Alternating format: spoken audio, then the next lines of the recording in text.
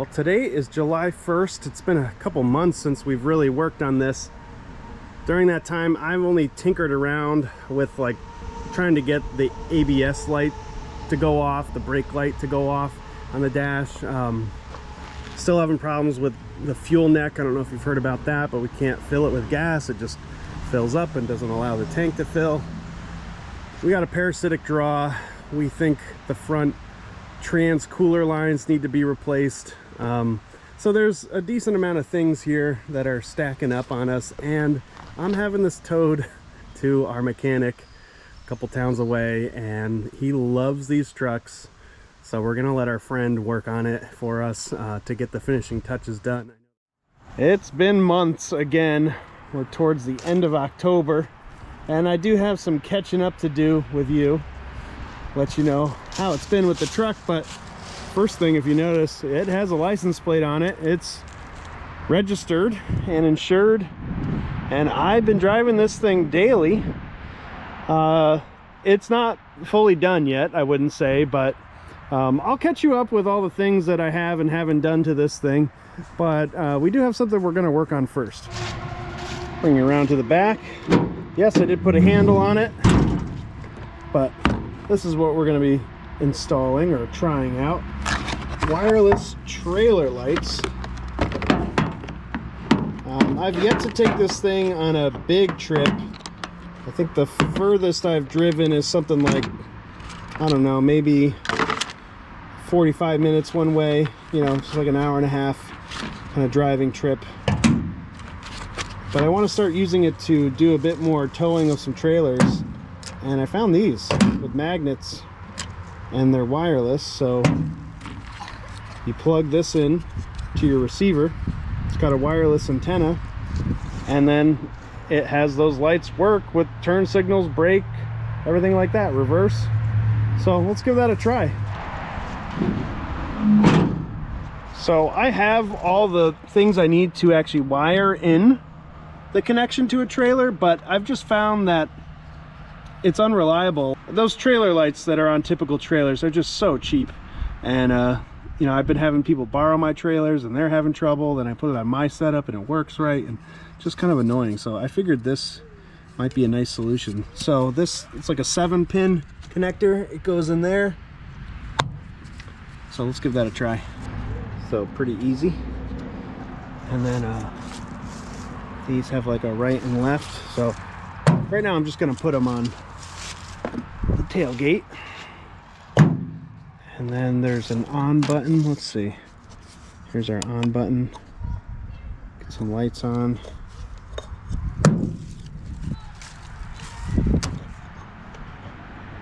On. Hopefully that's on, and we'll give this a shot.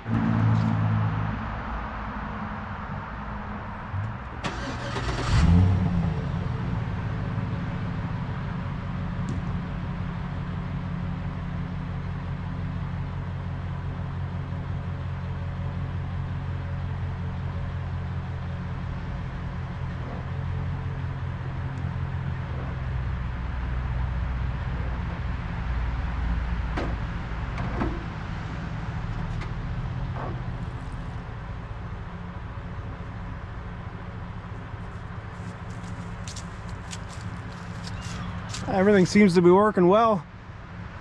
Put the hazards on right now. These things are pretty nice. I found some used tires on Facebook Marketplace. They're pretty nice.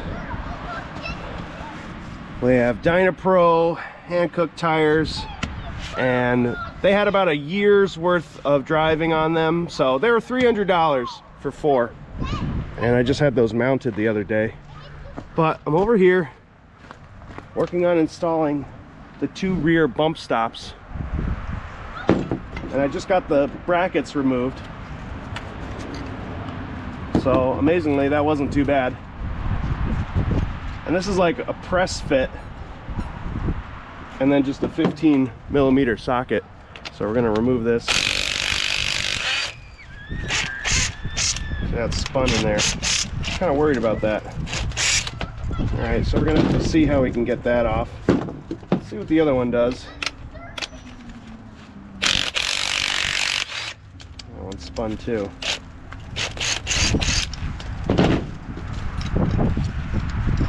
Alright, so things might get a little dicey here, but gonna find a way to get these removed. And these should install real easy. A little tab. You already got the hardware. I think that's gonna be pretty nice. Alright, that wasn't too bad. Just use the Sawzall and cut the bolt.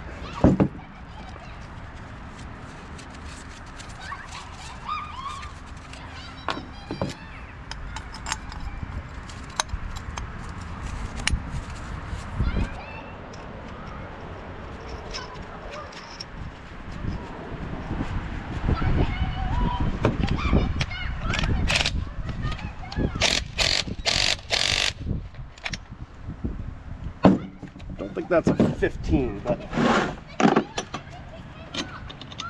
yeah, more like a 9/16 on the replacement.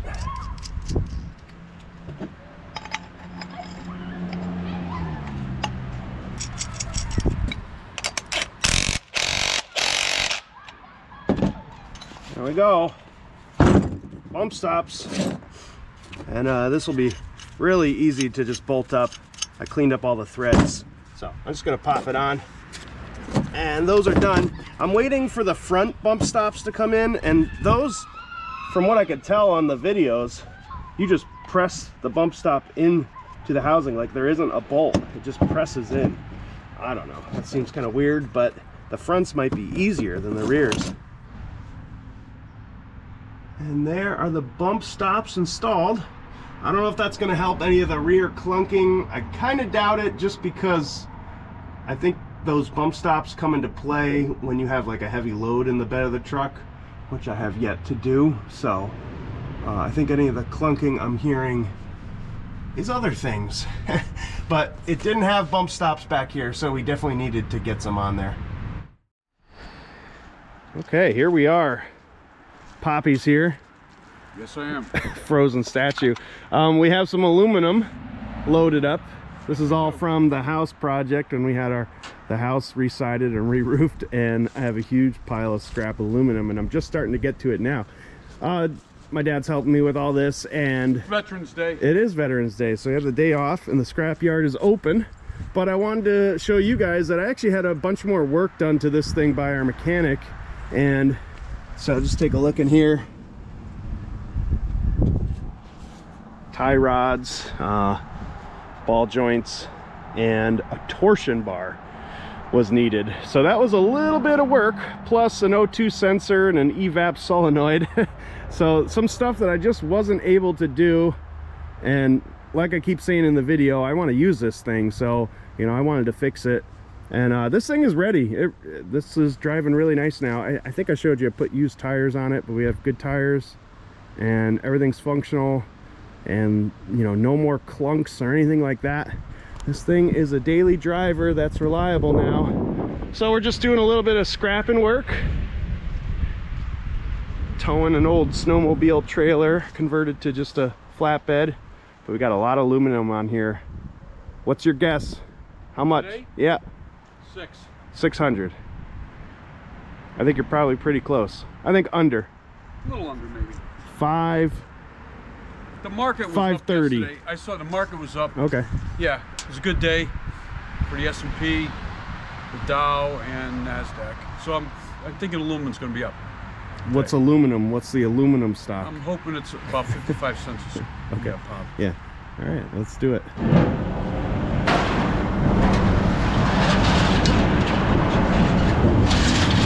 All right, getting after it. All right, we got it. Just one last mini load here. I don't know if you could tell, but we have flurries coming down November 11th.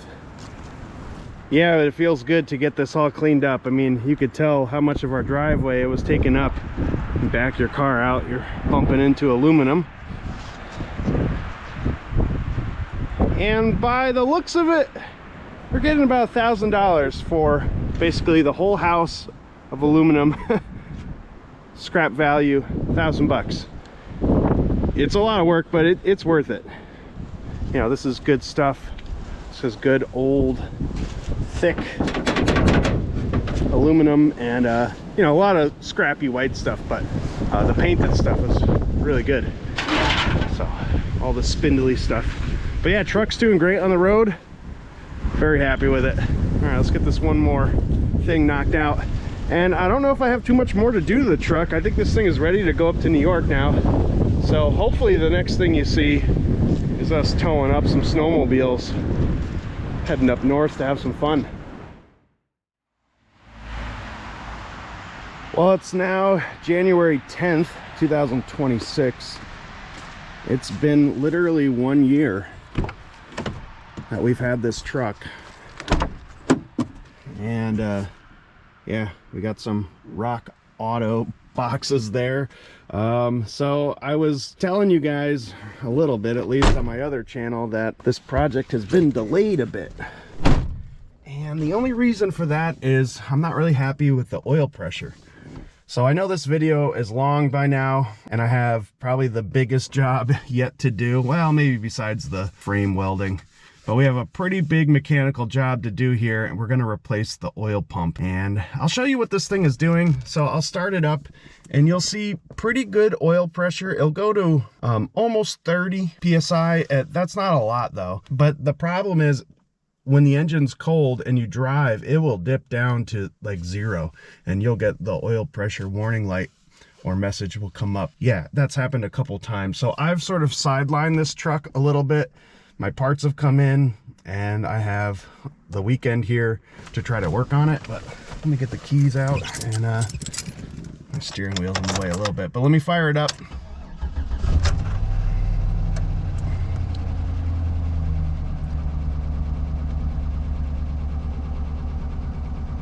Yeah, that's a really slow climb.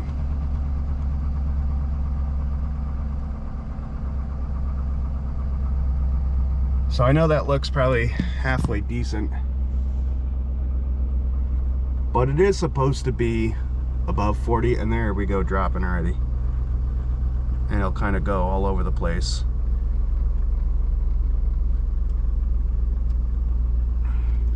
But especially as the engine is cold and you drive, if you get to a stoplight, it'll dip down. And yeah, we just don't want to be running this thing with low oil pressure.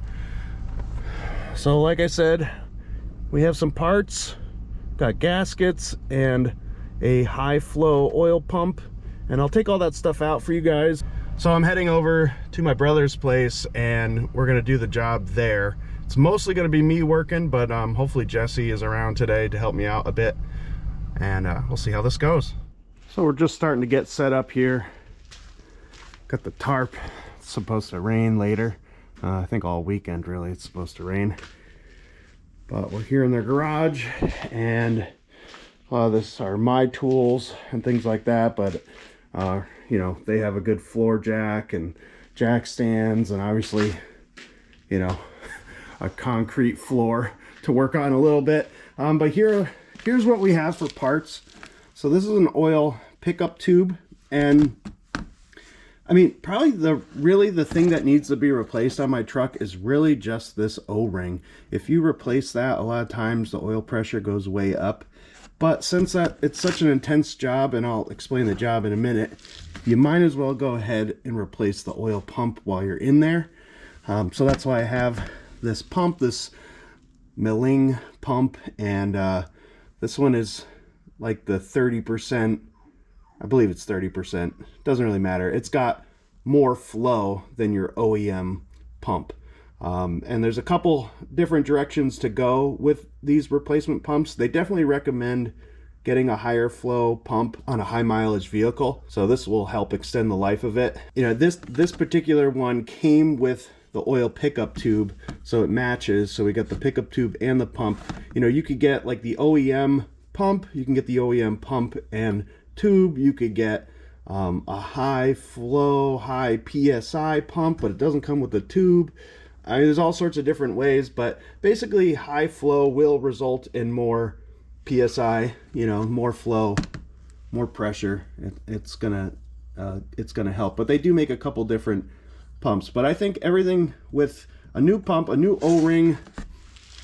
I looked up this type of filter that would help even with oil pressure, a Mobile One M1 212A. That's supposed to be a little bit better than the AC Delco stock one. And this is what I'm using for oil. This Mobile One Extended Performance 5W30. And of course, we got a bunch of coolant here. So we're gonna have to, I don't think I need that much coolant. Probably just 1 gallon, but then we have the oil pan gasket, and then other gaskets for like the water pump. We're gonna have to remove that and things like that. So those are all the other gaskets that we need.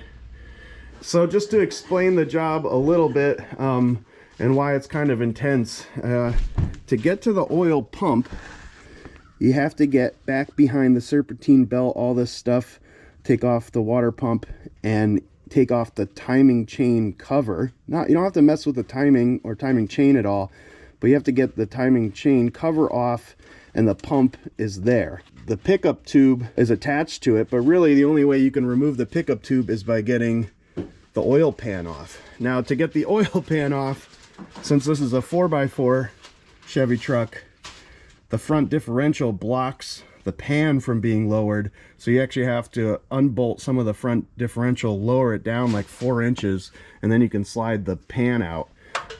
So that's what makes this job so intense, is you have to go at it from the front and underneath and drop the front diff a bit. And yeah, so that's what we're going to attempt. Okay, we got the cross member off. That's directly underneath the oil pan here, so just going to get the oil drained.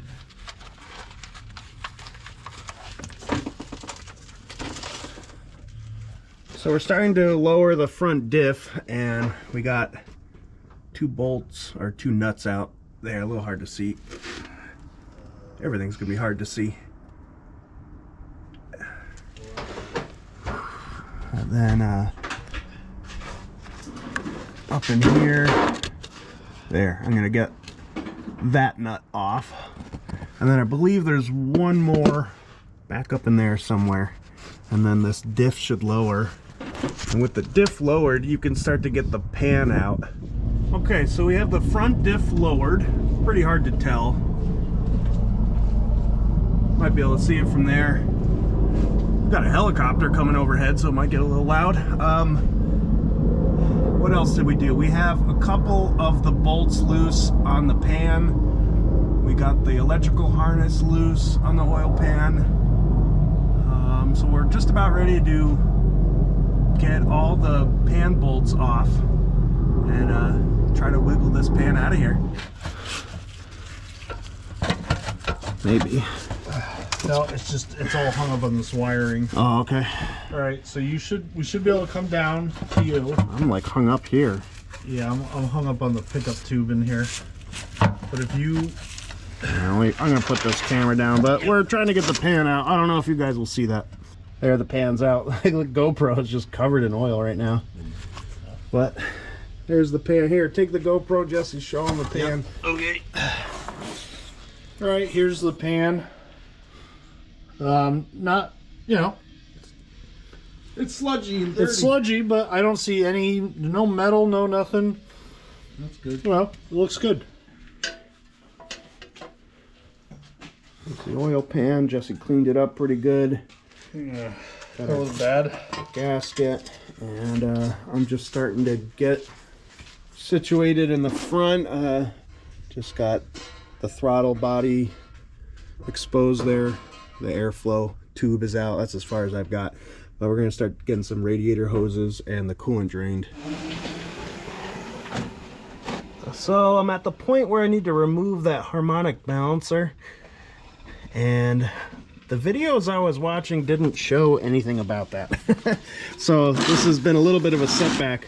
But I just got back from O'Reilly's and rented these. I rented these 2 tools. This is the harmonic balance, or the puller for that. And then this kit should help to reinstall it. And so without these specialty tools, I don't think there's really a good way to get this job done. So just heads up about that. You gotta have a puller and an installer to get out that pulley. So I just came back from Tractor Supply because this Chrysler tool doesn't have long enough rods to push up against the crankshaft. So I watched a video and they said you have to get 5/16 steel, cut it to about 7 inches, bevel the ends a little bit, and then like this will fit in.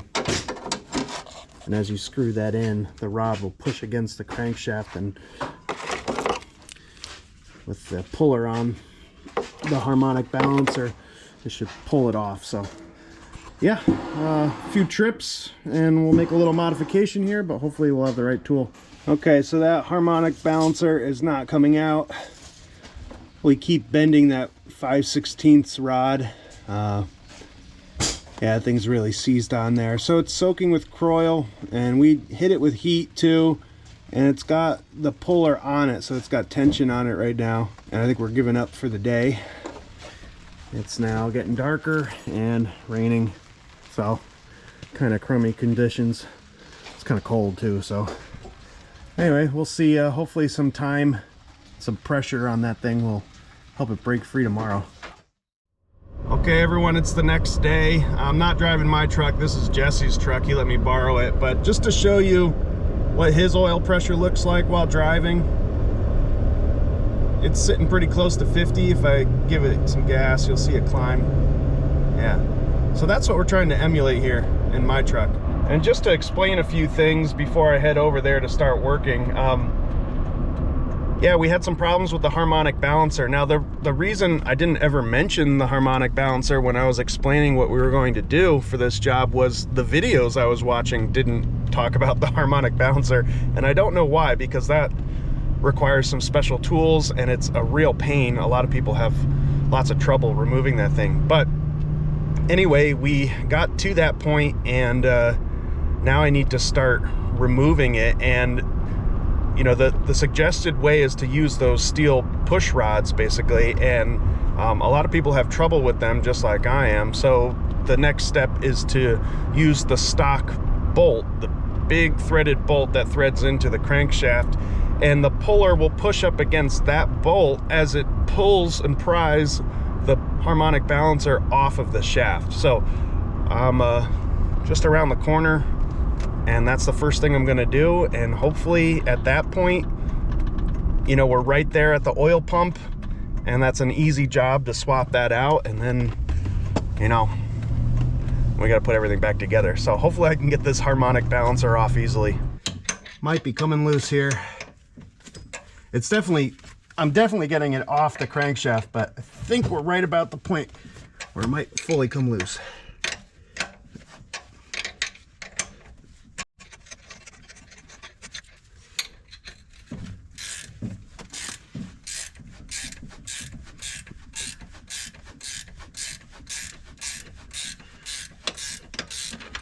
There it is. There it is.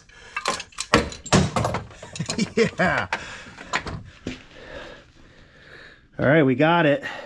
So this bolt threaded into the crankshaft worked great to get it started. Once it cracked free, and I unthreaded this a bunch of times, and at a certain point, when you tighten down on the puller, it screws in this bolt. So it's sort of fighting that.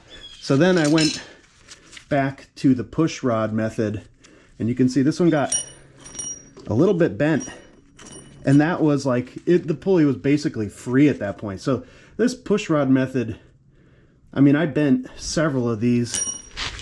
I'm lucky I bought a 3-foot section, but let me see if I can show you. So here's a couple that I went through. Yeah, so that was tough. And I have the timing chain cover off, and this is the oil pump.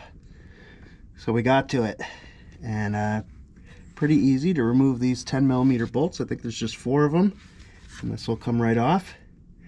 And I have a new gasket for the timing chain cover, and yeah, I'm gonna clean up this shaft a little bit once this pump is off, so that the harmonic balancer can go on more easily. I'll clean up the inside of the balancer too, but whew. So once I get this removed, we're 50% done. Okay, here's the update. We have the oil pump on and the pickup tube installed. I'll show you underneath here. Here's the tube. You can get access to it here. So there we go. Okay, quick update. This mobile filter is wrong, M1212A. That doesn't thread on there. So I'm going to put this one on, a Baldwin B31. I think that's the same one that was on there before. Here's the old one. All right, so we're actually making progress with the harmonic balancer. All the tools they rented me were incorrect. The bolts were definitely not long enough to install the balancer. And I was gonna try some funny business with some welding and things like that, but I decided not to, and I was off at a couple stores looking for bolts. And anyway, I came back and just heated the harmonic balancer up a lot, and then it fit onto the crankshaft just a little bit more than it was before. And then the main bolt, that big metric bolt, actually was able to grab a few threads, and now we're just drawing the balancer onto the crankshaft. And I think we're pretty... I think Jesse just about got it. And Ryan's helping out now. It's all coming together. We have oil in it, and we're topping off some coolant. We're just about ready to fire it up. All right, here we go. So let's see what happens here with this gauge.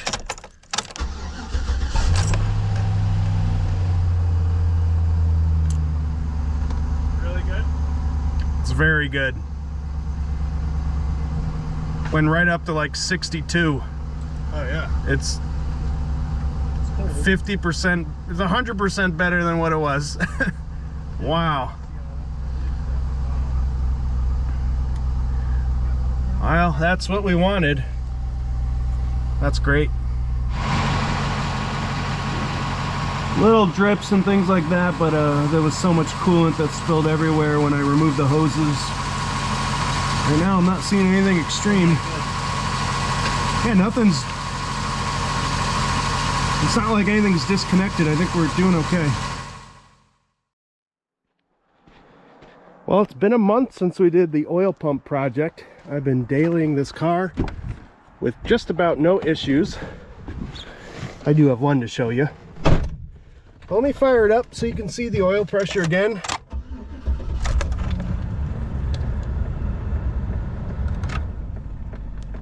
So I got the car somewhat warm, so it's firing up to about 52 psi, which is fantastic. And we have a check engine light, so that's why we're in here.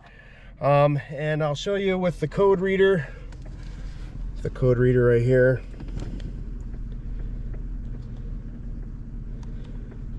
Read codes.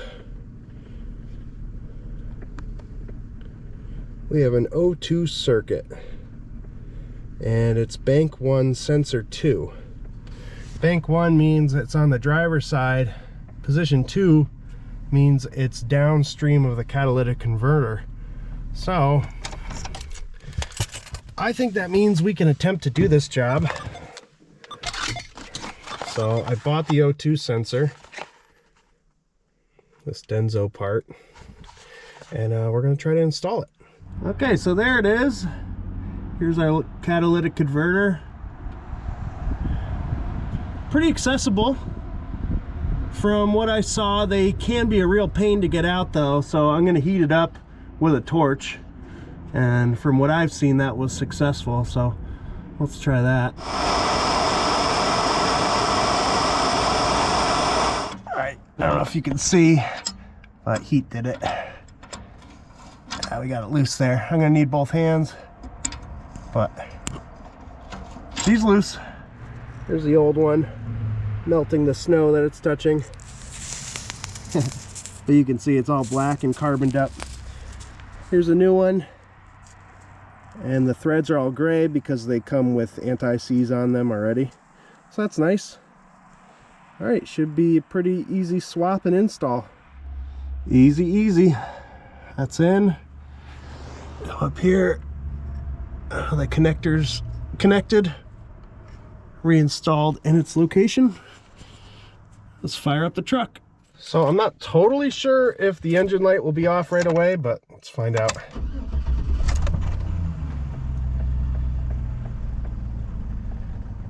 Yeah, so it's still on,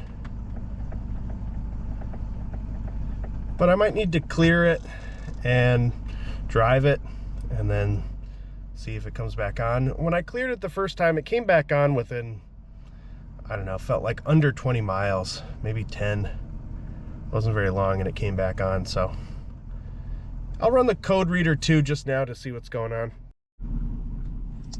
So it still has the O2 sensor code. I'm gonna erase the codes, and that has the light go off, and then I guess we'll just run it and see what happens then. Well, we're back in my brother's garage here, just in the other bay. Today's Saturday. The last when I did the O2 sensor, that was Tuesday. So I've been driving it several days and the check engine light is still off, or has, since I reset it, it hasn't come back on.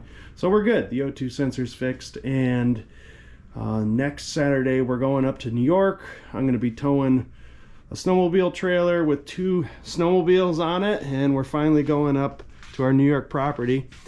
And we're going to do a few things to this thing today. Actually going to put in a new alternator just because we had one. Ryan bought one. It was the wrong size. It actually fit this truck, so we're just going to slap it in here. Why not? And then we're going to check the differential fluid in the front and in the rear and make sure we have fluid in the front and rear differential. So here's our alternator. Not looking terrible, but definitely not looking new, but pretty easy to swap out. A couple of bolts to remove, a couple electrical connectors, one here, one under there. We'll get this, Jesse's getting the tensioner loose so we can get the belt off. There we go. And, yeah, should take just a couple minutes.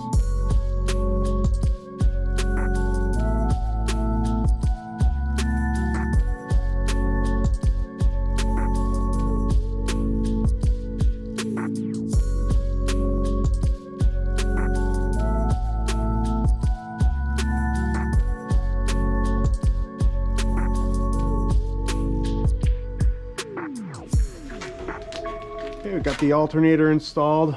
I'm gonna fire it up and we'll see how she's doing. All right, you got a good connection. You got 12.6 going back to it. Just let me know when you want crank. Yep, you're good.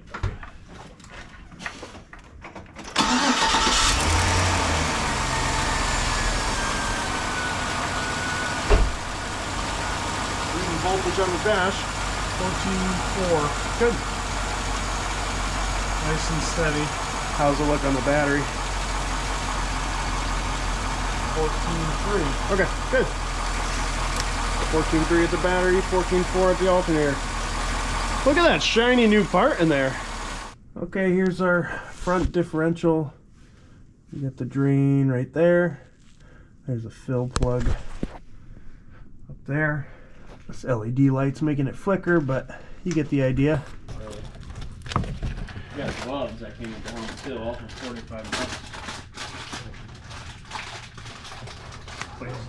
So the front differential is drained, and this is what we're going to use to fill it up. So it should be pretty easy. There's a fill hole like you saw, and yeah. And here's our rear differential, and I'm not, well, let me tell you what I'm doing. I am prepared. I have a seal for the rear, but since it's so cold today, and if we run into trouble, it's not going to be fun. So we're not attempting to undo all these bolts and replace the seal. We're just going to check the level. So we're going to get this bolt off. I just cleaned it out. It's a 3/8 square, and I'm heating it up now. And we're just going to check the level and top it off. That's all we're going to do right now.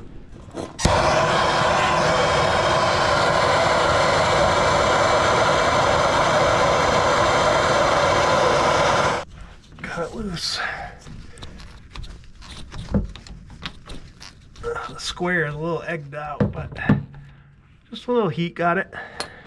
Okay, so we finished what we came here to do.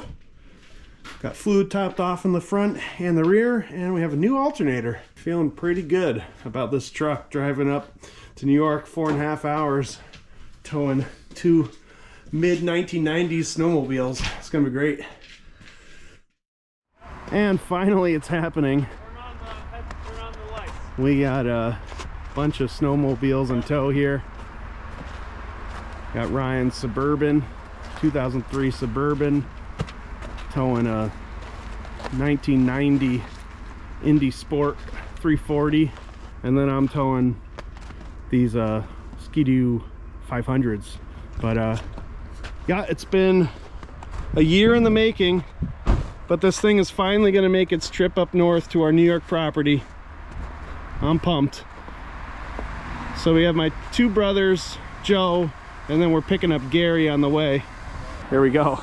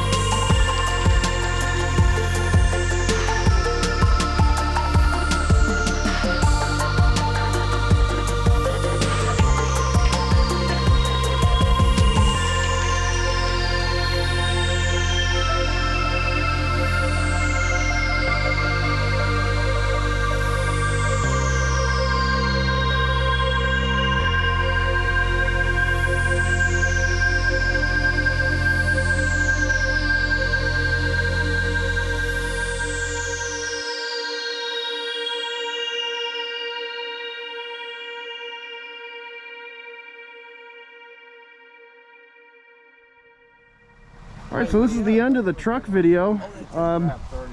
Gary's gonna drive it home because he's got to work tomorrow, and we weren't quite prepared for that. So the solution was, all right, Gary, you drive my Silverado. So very much successful. A year and a little bit of owning this thing and working on it, and finally made it up to our New York property. We're doing some snowmobiling, and I drove around all weekend hauling sleds back and forth to gas stations and whatnot, and now Gary's gonna drive it 4.5 hours south. So I think this is it, guys. What do you think?